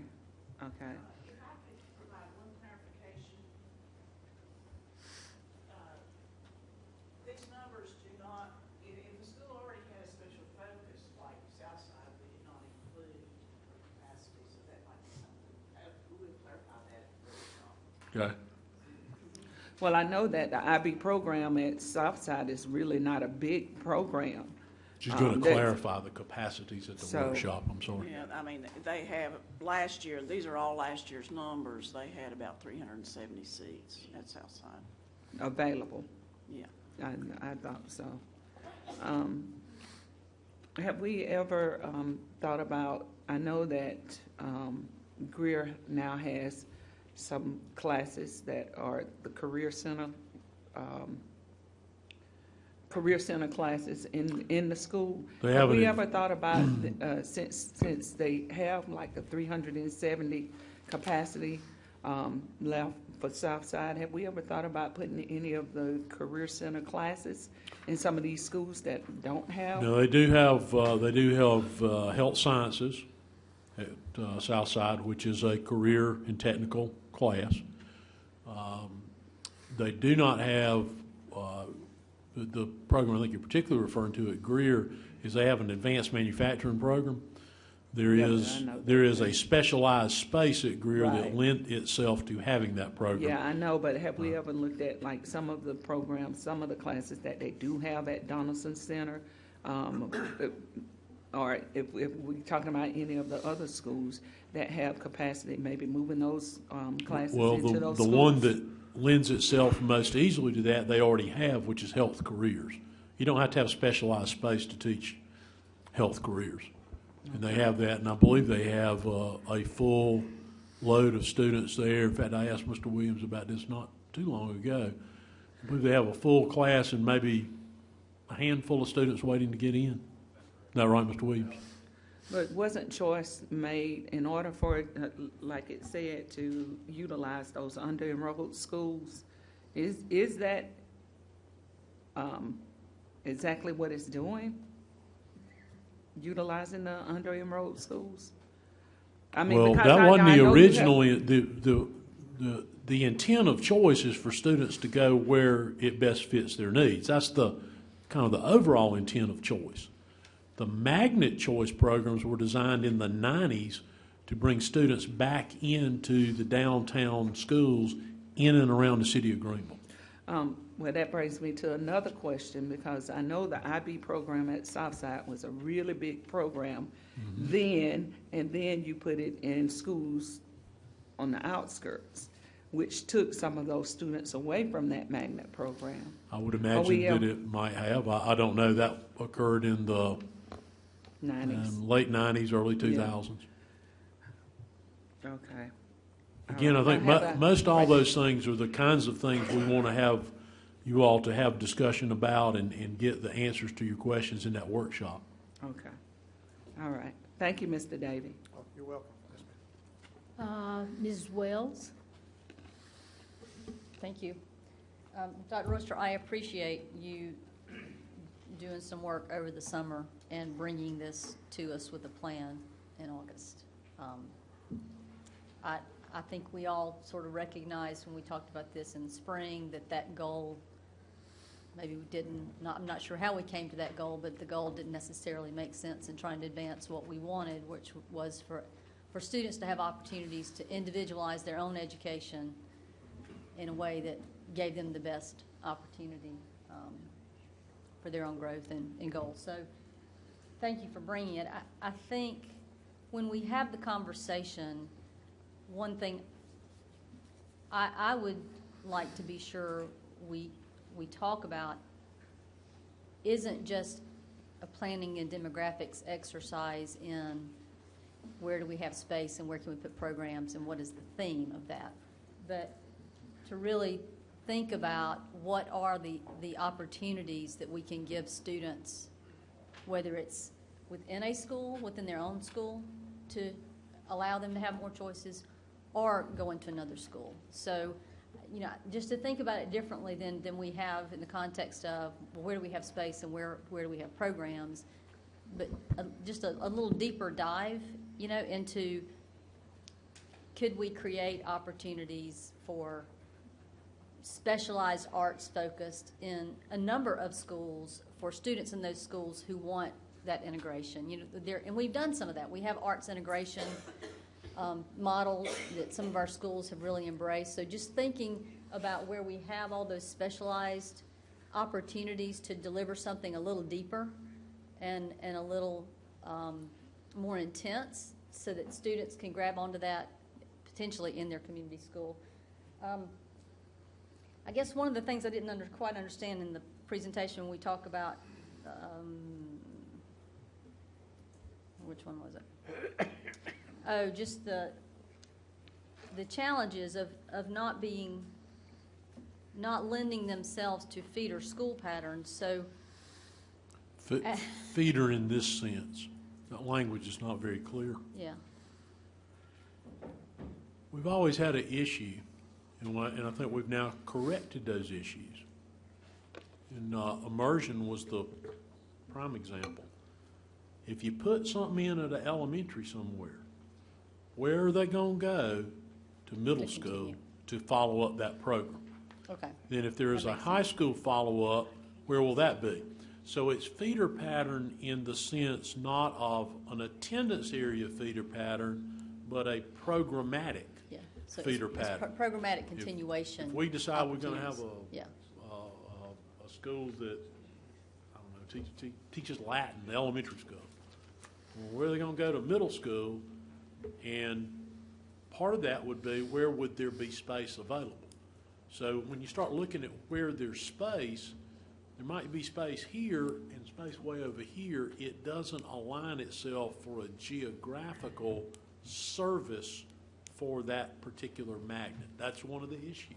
Right, right. So, and even, so that further enhances that idea that maybe we need to be looking at how we would deliver choice opportunities differently, or how we would allow students to have more choice in what they're getting within their local community. So I think the idea with IB, when it was divided out, again, way before my time as well, but when they put it in 4 different quadrants in the county, I thought the idea was they wanted to allow another opportunity and option for students to get this really rigorous academic program in their community. So I think that the idea of that still is something that resonates with me, that people want, and from a sustainability standpoint, we'd like to see people be able to live and work and be educated and get all their services within their community if possible.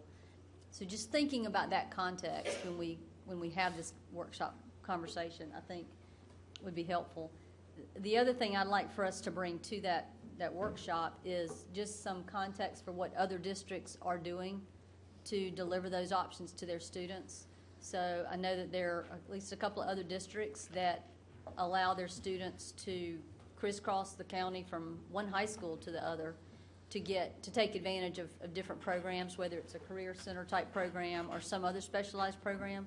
So if we could, in this work before the workshop, in the analysis, I would like to have a little bit of context of what other people are doing to deliver choices and opportunities to students that don't look like what we've done. So I look forward to the workshop. If it has to be a couple of different workshops, I think this is a lot to dig into. I think it's way overdue.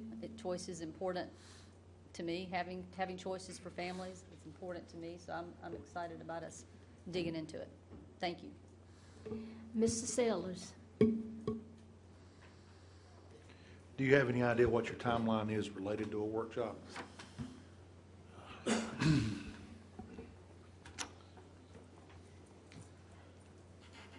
Probably late September, October, somewhere along in there. We've got to look at the calendar, and we need to, the next step would be to try to find a consensus among the board of when they're available, which is sometimes challenging. And Philip, the information you used, it's dated material, correct? We haven't started, we're not in a position to utilize this year's numbers. No, so these are all last year's numbers. Yes, sir. Okay, thank you very much. Dr. Ball O'Connor? Yes, Dr. Royster, do we still have magnet designation for math and science at J.L. Mann? Yes. Okay, so if we moved in the new tech program and we keep the math and science magnet designation, and there are, I think there's a large waiting list to get into the school, that's an example of a conversation or study that we need to have is, does the word magnet still mean the same thing when clearly we don't need to draw a single student to J.L. Mann? But that doesn't mean that we don't need science and math program concentrations in some of our high schools, because as a district, if we value academically, which we do, a STEM or STEAM focus, and we believe that advancing our students' capabilities in those arenas is important, then how do we keep in our conversation that whether or not we need to draw students to a particular school, we may in fact need high-level programmatic offerings in specific areas of the county, regardless of a need for the original magnet purpose.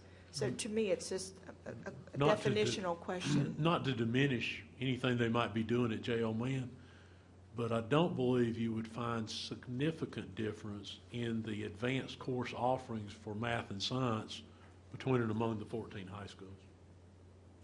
I would not infer that because man's a magnet, there is a substantially different academic curriculum there. We have a very rigorous math and science curriculum at all the high schools. Well, And New Tech is already there. New Tech's not part of the magnet because part of the I guess arrangement when you agree to do New Tech like we're doing at Carolina and at J.L. Mann, you cannot exclude students. In other words, it cannot be for certain students. It must be open to all students. So that's not really the reason to put it there was because of the emphasis at the time on math and science and its correlation to that. But it's not why you apply for the magnet. You apply for the magnet based on math and science. Or if you don't live in the district and you really want to be there. Yes, and that Right. happens, I'm sure, at a number of schools in the district. The only But- distinction we make with the magnet is twofold. Number one, there is an application process other than just a lottery, and we provide transportation. But not for New Tech. That's only if you are enrolled in the J.L. Mann attendance area that you can take advantage of New Tech. You can be in New Tech whether you are in the attendance area or you came there as a magnet student, or if we allowed special permission, which I don't think there's anyone there on special permission, you could be in New Tech. We can't tell you by the way the New Tech program is constructed, we can't tell any student you can't be in it. So We either can they will say that be, we only have this much space, in which case you'd have to go by lottery. okay, But we can't set the magnets have an admission criteria. You can have no admission criteria for New Tech. right. So they're either in the attendance zone or magnet students who also wanted to be in the New Tech program then. At They're J.L. magnet students who Right. wanted to go to J.L. Mann to be in the math and science. And they can be in the New Tech. Now what's in their heart and mind, I can't tell you, but they have to apply to be in Right. the math and science magnet. So, Yes, ma'am. so I'm not, I'm only talking about J.L. Mann because it's a great example of where we've had in years past, a very strong, substantially better math and science curriculum in terms of higher level offerings in math and science. And then we moved to a new location with a new facility, and suddenly we didn't need to draw students there at all anymore, and we kept shrinking and shrinking the magnet program from like 90 to 20 per math, science, and technology at one point. So it just kept shrinking, but we didn't do away with the need, and some people who felt it was very important for their students to be able to operate at a higher level in math and science. So if, in fact, we can achieve that same level, or we do, in all of our high schools, then the question would be, well, what's the funding for and the application for and the program for if it's not significantly different than what you could get at Malden, for example? Whole purpose in having this workshop. Well, okay, so that's one type of question to say, is there a real programmatic difference? And then on the other hand of it would be to say, let's say you're at Southside where you aren't full, you still wish to attract people, but maybe you were to say, look, the right program for Southside might be different, like Ms. Goodwin-Caldwell was suggesting. Maybe it's more of a career and technology education type magnet that would draw more people or give more opportunities for the students there. And maybe if we've got IB programs that we're evaluating all over the county, what if there was a different centralized program for IB that was, because we believe that IB is a program offering that Greenville County ought to include in its menu of high-level options, then maybe its purpose isn't to draw someone somewhere, but to set up the best opportunity in the county so that as many people who wanted such a program could take advantage of it. So I'm not asking for any answers right now. I'm just saying I would like for those kinds of things to be ready for discussion when we have such a workshop, because if we're looking at it, it's fundamentally about the academic need that we believe as a district that we want to hold ourselves up to being able to meet. And then you ask where and how. But if we just get into the where and how, we may not focus on, what do we really believe represents that well-rounded, high-level curriculum, even though we may not be able to do a fine arts center. Clearly, we can't have that level in all of our schools. That's not feasible. But it may be feasible to have it in all parts of the county. But even if we don't need to draw people to Stone Academy anymore, which we don't, right? There's a long waiting list every year. But we still need that arts program there because people in the community love and want to participate in all the arts programming that is around there with League and so on. So how do we have,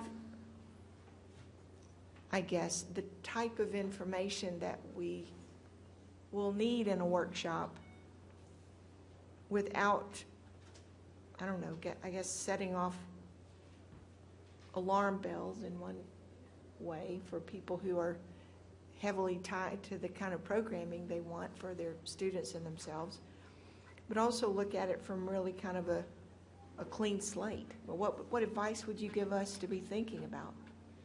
I think the first thing is to understand what all the circumstances are.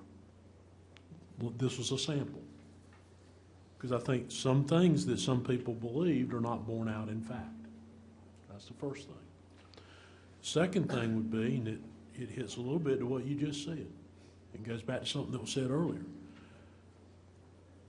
For this body to decide, or the administration to decide, I'm going to force out these programs on these communities, they will not be successful. It's got to have the community buy into it. So this may take more than one time, but I think the starting point is to realize what are the parameters that you have to work in. How much do we invest in magnets now? Do we need to continue to invest that at all? Or some of it? What's the demand? Based on the waiting list, what is the demand? So if programs needed to be replicated, what would the ones likely be that ought to be replicated based on the demand? What resources do you have to work with? Obviously, as you all know this as well as I do, resources are very restricted. And rightfully so, you all have put most of your resources in people serving students. And I think that will certainly be our recommendation continuing going forward, and I think it will be your focus. So the opportunity to add things is restricted by the availability of resources. So some of this needs to be a discussion. This body needs to decide what is choice. Is it simply people being able to go where they like to go? Or is there a focused choice?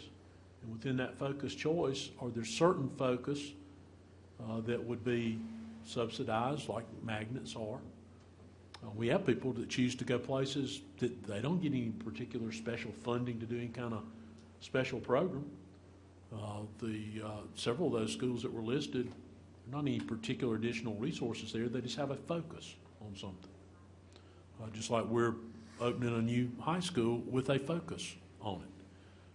Those are all the kinds of questions that need to be answered, and they'll have to be obviously answered through a consensus of the board to establish, well, what's the direction for it? We have the largest amount of, talk about looking at what other people do with choice. We have the largest amount of choice in this state. Now, that doesn't mean we shouldn't look at what other people are doing. 16% of our students go somewhere else.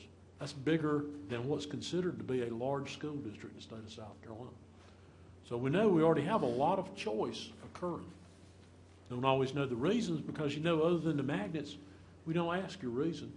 You just say you want to go somewhere else, and you get a number. And we draw those numbers at random, and you get an order, and if we've got 10 slots and you're number 1 through 10, you get in. So there are a lot of things about that to look at to fully understand what we have currently and what direction we'd like to go, and how do the resources support moving in that direction. I think all those are questions. At this point, there are more questions than there are answers, which is the point in having a workshop. Thank you for that response. May I ask just a follow-up?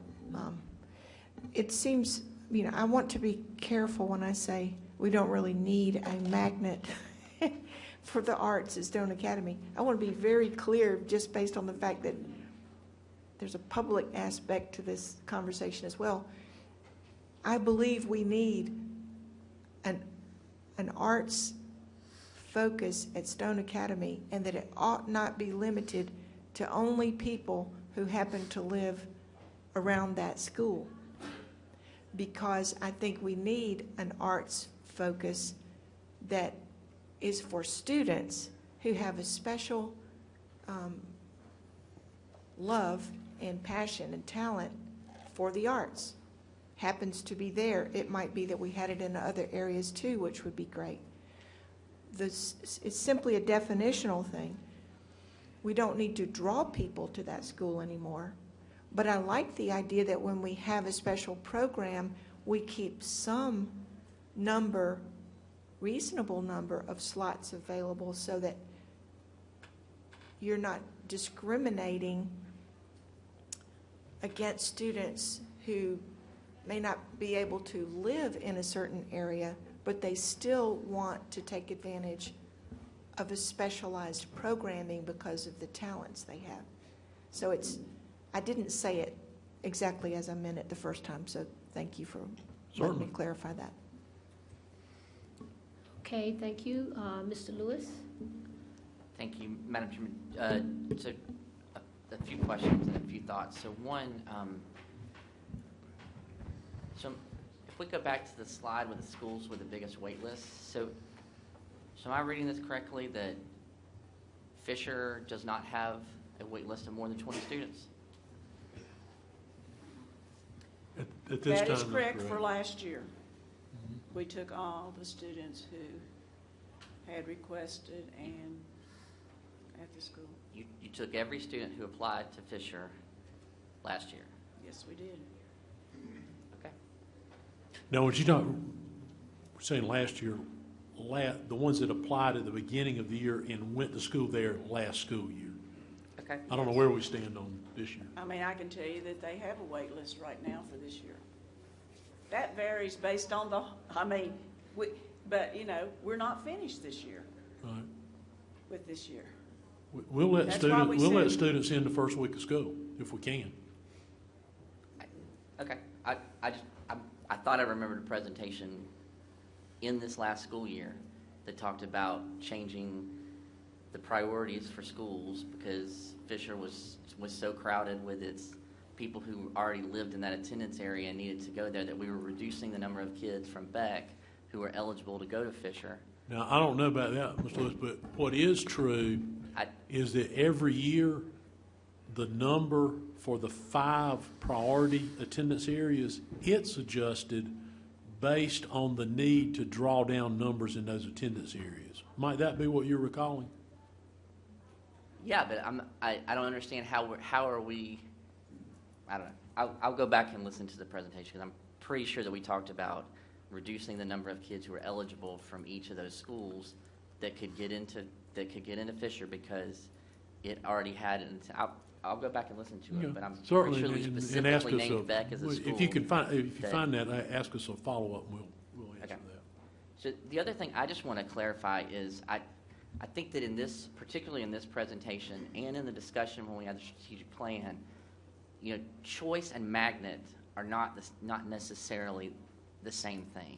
Exactly. And I would really appreciate it if when we have this presentation or workshop or whatever we're going to call it, that we stop using those phrases interchangeably. Because even the Transportation Study Committee talked about the fact that magnet carries with it a transportation Yes. burden that is not necessarily the same thing as having schools that have unique focuses that allow people to attend them and doesn't necessarily obligate the district to transport students. So I just want to make sure that we aren't confusing the issue by using, because even on this presentation, nearly every slide uses the word magnet for a presentation about choice. Well, because those are, within that slide, those are the schools that have the wait list, distinguishing the magnet from the non-magnet.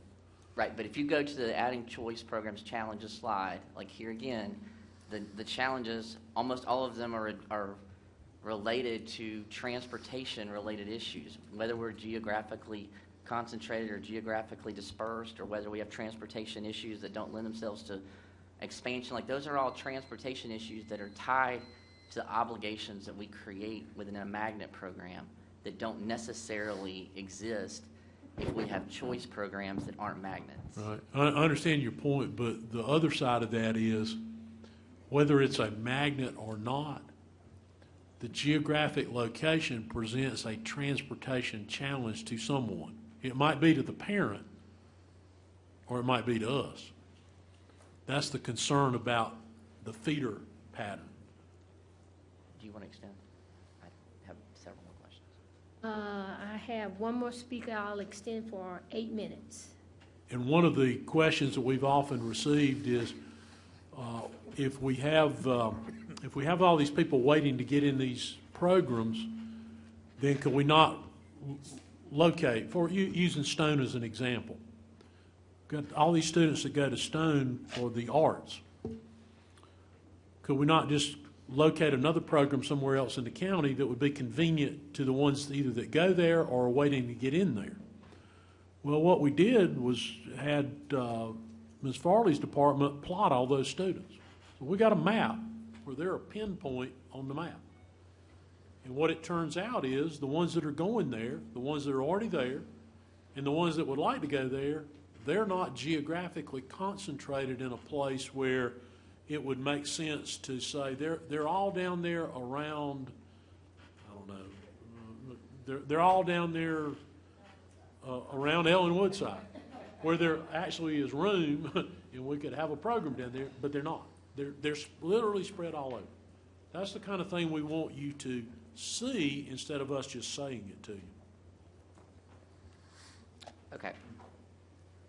So the other thing that I would like for the workshop to include is a discussion, because the current bill in the Senate includes an expansion of schools of choice, which they refer to as schools of innovation, but used to be schools of choice. And I believe that there is, within that provision, the ability for us to expand choice options within this district by naming our schools schools of choice. So I think that there should be a discussion about the bill that passed the House, the bill that probably will pass the Senate, which allows for this kind of choice options that aren't necessarily tied to magnets. And I feel like, again, I feel like we're coming back to a problem that has been addressed by the General Assembly, and I think we can think creatively about choice if the board fully understood the law as it is being written. The other thing that I do want to say is I heard two things today that frankly I think are in conflict with each other. So on one hand, we have this bullet on the second slide that says that there's a broad consensus among the board and the stakeholders that choice programs are positive. And then the other thing, we talk about creating choice programs and thrusting them upon people, which I don't think anyone on this board is proposing that we do.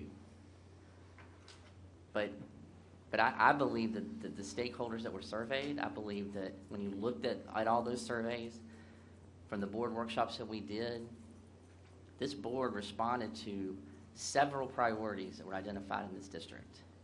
And one of them was addressing teacher shortage issues, and one of them was addressing classroom sizes, and one of them was about addressing the fact that we need more choice options in this district.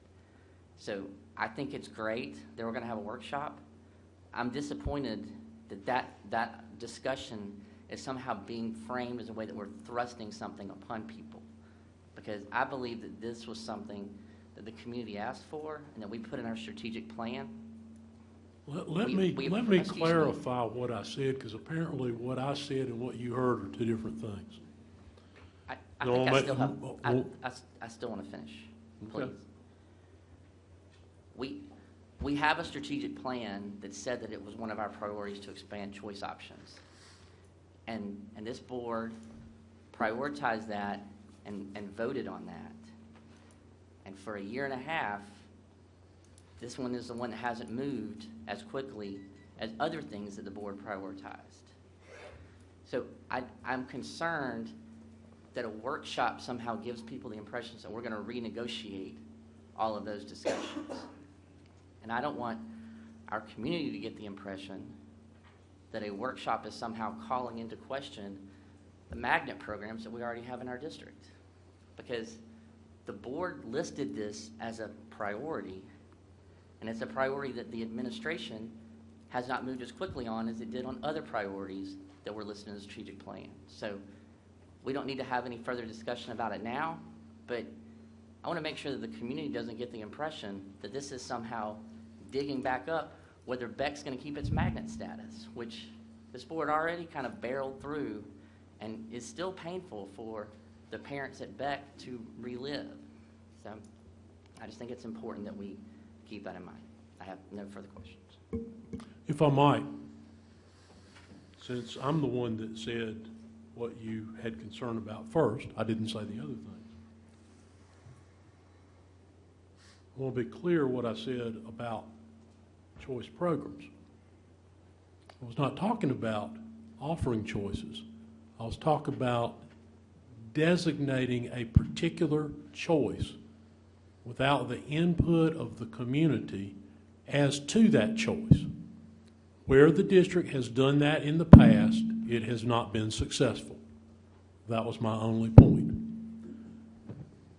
If you're asking the administration's philosophy about choice, it would be my feeling, and I think that has come forward in recommendations from the administration about these issues and where attendance areas have been concerned. If it were up to me, everyone would choose to go to school wherever they would choose to go. But that's not always possible. As far as moving forward on this, the issue was the primary goal, which had to do with increasing choice at under-enrolled schools. The challenge with that was under-enrolled varies from year to year.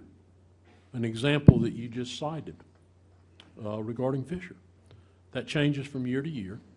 And sometimes when we begin to look at where they were under-enrolled, what one might think a school would have space, those were in fact schools that didn't have space. To make clear the administration's standpoint on this, we favor choice. We've made no recommendation about eliminating any current magnet or current choice. But what we've asked for the board to do is to come to consensus around a more specific charge as to choice. Now, I certainly apologize if I was not very clear in what I was saying earlier, but I wanted to make sure that I took this opportunity to clarify anything that might have not been clear. We're not prepared to bring you a recommendation today. We don't believe it would be a good recommendation if we brought you one today. And there is no intent on the part of this administration to drag its feet in this area. We want to make sure that we're doing and moving forward in accord with the consensus of the board.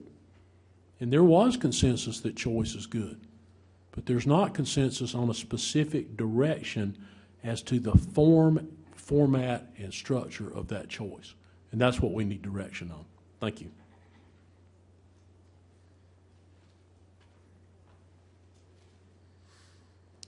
I have one more speaker. Do I need to extend? Okay, I need to extend for another 5 minutes. Have 2 more speakers. I will go back to 10 minutes. All right, Mr. Meeks. Thank you. I think the workshop is probably a great idea.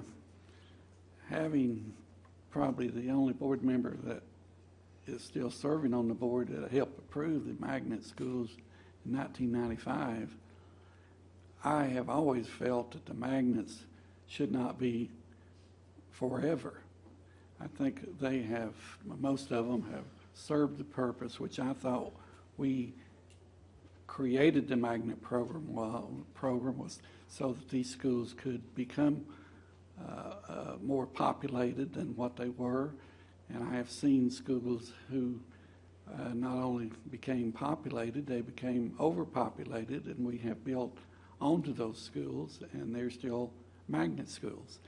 I think the purpose that this board originally took to populate these schools, we have reached that goal many years ago, and we have continued with the magnet program. I support the magnet program, I support what it has done, but at some point I think that we need to declare it as success and go on. If we want to continue with choice, let's do that with some schools. What I don't want to see is schools that are going to take more students away from students on these low-performing schools, because if I was a parent, I would want my child to go to one of these schools that is more developed than some of the other schools and give my child a better education, or what I perceive as a better education. What I would like to see is if we create some more choice, that we put some programs on like Dr. O'Connor was talking about in these schools that are undeveloped and proceed that line on the choice. I would love to see every student to go, but you will create a transportation nightmare trying to get, if we provide transportation to all these students. I talked with Ms. Farley years ago about helping to solve the White Horse Shuffle when students over there are going from one school to another school to another school to another school in 1 year. There are 4 or 5 different schools. I know we try to keep them in schools, but it's a transportation nightmare to do that in one concentrated area. So I think that we need to look at that.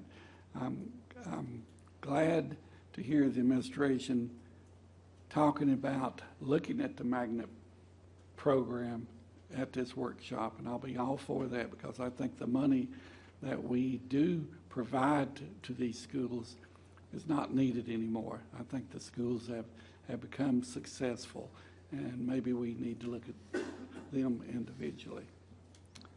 And that's all I've got, and thank you. Okay, Mrs. Wells. Sorry, I was trying to stay high level, but I think it is important for us to have enough discussion to frame for the administration what our expectations are going to be out of the workshop. So you just want to make a couple of comments.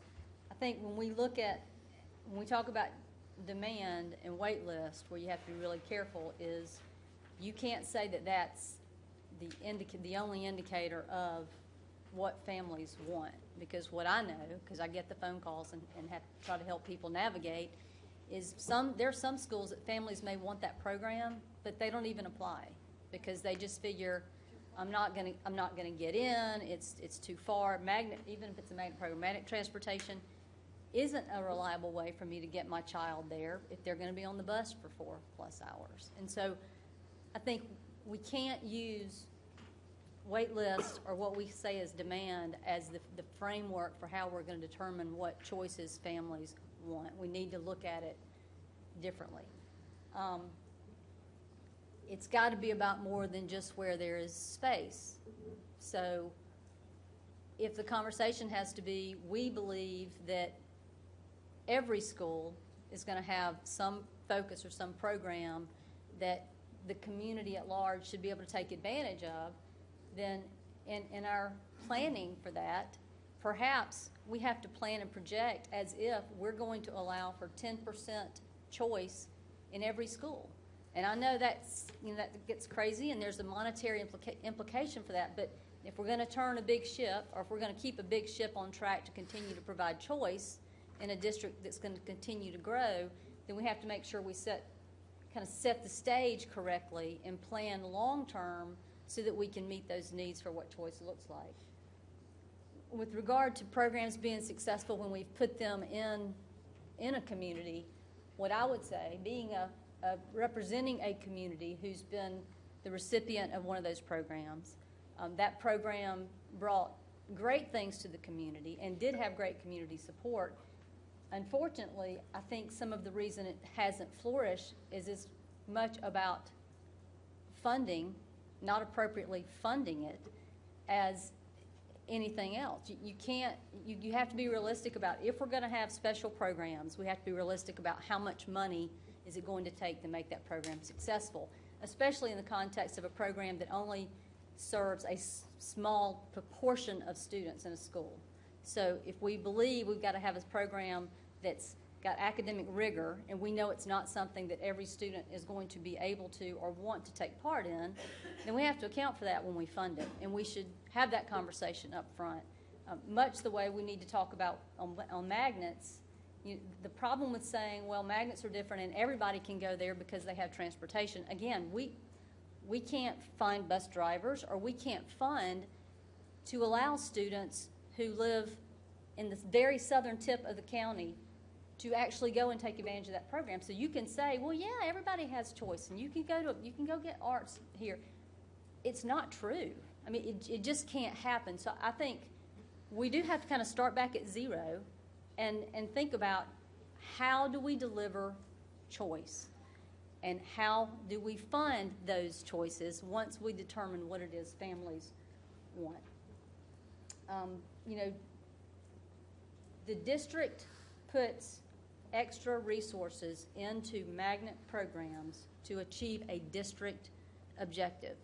As Mr. Meek mentioned, as I understand it, in 1995, the district did that because they had schools in the city where they were experiencing a lot of flight away from the city, and there was a concern with the academics associated with that and what it meant for that school climate, school community, that it wasn't healthy. So magnet programs were put in place to make that better. That's a district objective. We use district resources. So I think we have to reevaluate what is our district objective with regard to choice, and whether that's choice as if it's the Fine Arts Center, or if it's magnet, or if it's Charlestown Center, or whatever it is, all those choices, we have to look at those and say, what is our objective? And then how do we use the resources we have to make those things happen? So I think it's a tall order that the administration's going to have to really be able to bring us data to frame that whole conversation. And as I said, it may mean that we need to have a couple of meetings so that we can all kind of flesh out and hash out pieces of it. What is choice? What does choice mean to each one of us individually, and get on the same page, much like we did with the strategic ed plan. And again, I feel like Dr. O'Connor, I don't want people coming out of the woodwork saying I'm trying to get rid of any that, I don't want magnets, or I don't want a program. My students took advantage of choice almost their entire time. I'm still helping parents navigate choice options and how to get through that. And our district does a great job of responding to parents. I mean, Betty Farley is her department. What they do in responding to families to try to help that is tremendous. You people really feel like you're listening to them and trying to give them those opportunities. So I think we've done a great job, and we're doing a great job, but I think the strategic part of what the board needs to do is we have to get to the next generation of what choice looks like and how we enhance that. Again, choice may not mean that we have more than 16% of our students crisscrossing across the county. It might mean that we have less because we're going to allow more opportunities within our schools. But we got to dig into it and have the conversation. So, thank you. Mr. Southern. Yes, Dr. Oyster. The reason we had these magnet schools is what has been said. We wanted to make sure we got some schools that had more student population. why did we come up, what does choice enable us to do? Define choice for us and what it does for us. Choice, I think what it does for our community